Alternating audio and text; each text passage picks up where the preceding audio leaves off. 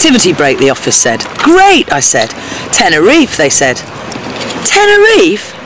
Tenerife? Isn't Tenerife all about this? The largest of the 7 Canary Islands, Tenerife is certainly a package holiday dream. The island has year-round sunshine, glorious beaches and is only a 4-hour flight from the UK. But tanning tourists, high-rise hotels and retired Brits are not what I had in mind for an active break. Ah, they said, but there's more. And boy, is there more. Jet skiing, water skiing, kite surfing, windsurfing, sailing, caving, mountain biking, volcano marching, and the most challenging of all for me, decision making.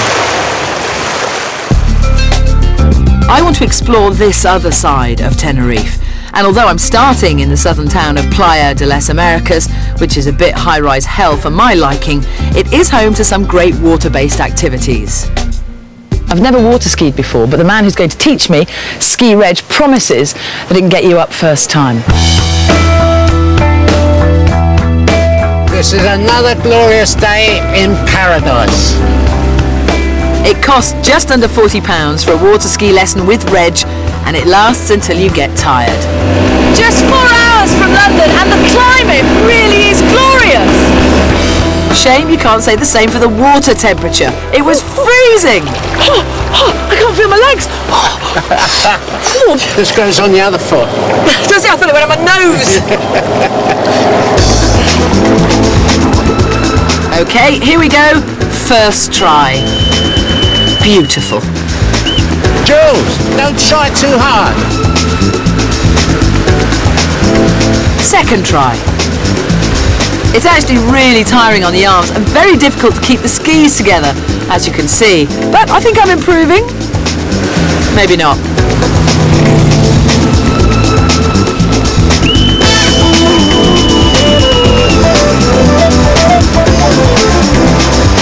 After half an hour of trying, I think I've finally got it.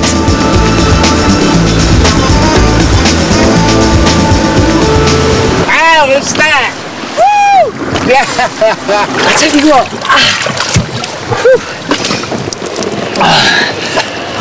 Good. It's a little bit cold. And I'll tell you this, you will never, ever forget your first lesson. Not with you, Reg, I won't. Water skiing is definitely a fun activity to have a go at, but I want to escape the overcrowded Las Americas and see what else this island has to offer. Up in the hills amongst the rugged scenery, you can find accommodation for about £50 a night.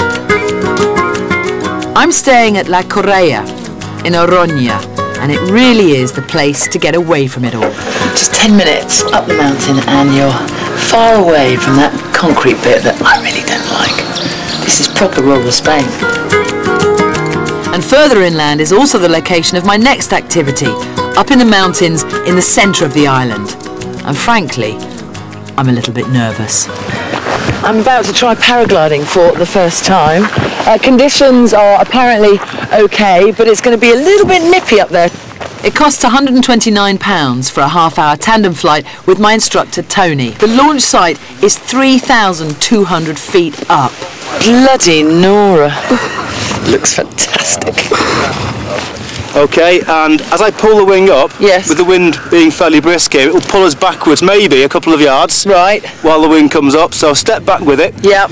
As it goes overhead then you'll find it's easier to go forward, nice long strides, just run and look down the hill rather than the ground, look right down the valley and just commit yourself to running. Will you tell me when to run? Yeah, run okay. As fast, you cannot run too fast, run as fast as you can. Okay, now the nerves are kicking in. Every now and again you wonder what on earth you're doing. 3, 2, 1, launching. And run, Julie, run, big legs, run. Okay. Woo! Okay, bring your arms back onto the inside.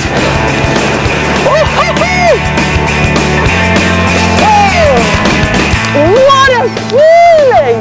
Dry mouth! This is incredible! Look down there, look up there, look across there! Now Tony, Yep. What's the little noise I can hear? What is that? That just tells us whether we're going up or down, and it also tells us our current altitude. Okay, and what's it telling you now? It's saying we're going up, and our current altitude is 3,130 feet high. Bloody hell! Above sea level. Above sea level. Look at that. I mean, it's breathtaking from up here, isn't it? Turning now into lifts, I'm going to circle around. Now, one thing, Tony, that completely has surprised me, a lot of people think of Tenerife as, you know, place as America's pretty concrete jungle, nasty down there. Yes, yes. And there's this whole other side to the island where you can actually just escape from reality and do everything. Yeah, absolutely, yeah. Base now. We're going into the clouds! Whoa! Whoa! Twisty, twisty, twisty! Ah! Whoa! Oh God, dizzy! Whoa! That was intense! Gee, look at that! All too soon the experience is over and we head back down to terra firma. Okay, we're starting in a second. Full speed for the mob.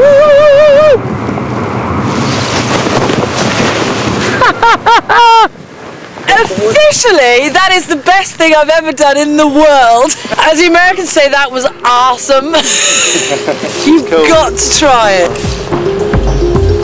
It seems my first impressions were wrong, and it turns out that this island has got a lot to offer if you're adventurous. There's more to discover as well out to sea, and if you prefer a more leisurely activity, this one might be for you. Believe it or not, the waters in southwest Tenerife are some of the best in the world for dolphin and whale spotting.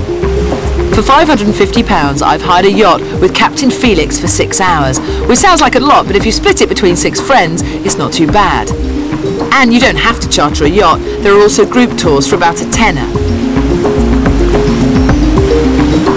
Almost straight away, we spot something.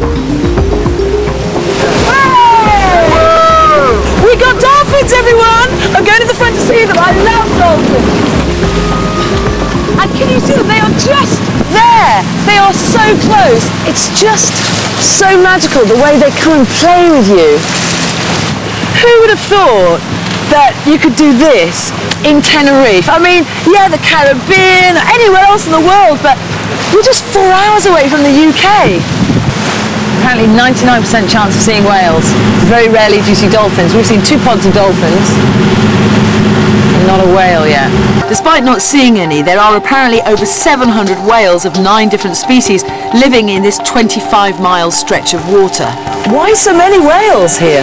Because they mainly food is squid. They eat the squid. And there's lots of squid here. We have here a lot of squid.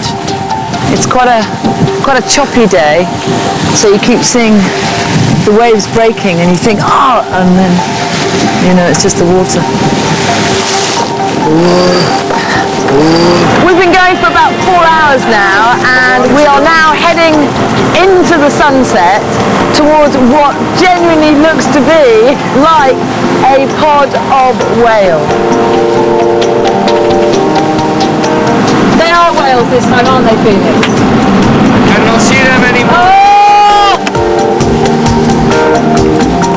Just when I'd given up any hope of seeing one, I just saw a fin come out of the water, and you know it's not a dolphin fin because it's huge. There! Oh, yes! Tenerife is on the main migration route for whales, with 1/3 of all species passing through every year. But 600 of these pilot whales live here all year round. They make a noise! Look at here. Can you tell are they male or female? I think it's a female with a baby. Look the baby, and look the female. Now that is a once in a million lifetimes experience. There's no particular season for seeing these amazing creatures, so as an activity I would definitely recommend if you're visiting Tenerife. That was one good day.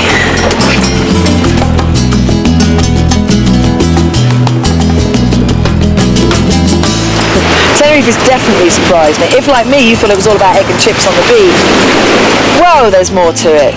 Rural Tenerife is absolutely beautiful. And to do what I've done and to see whales and to paraglide and everything, it's just surprising in a very good way, surprising in all the right ways. And you know I said I got bored doing too much of this, the beach thing? Well, after this trip, bring it on.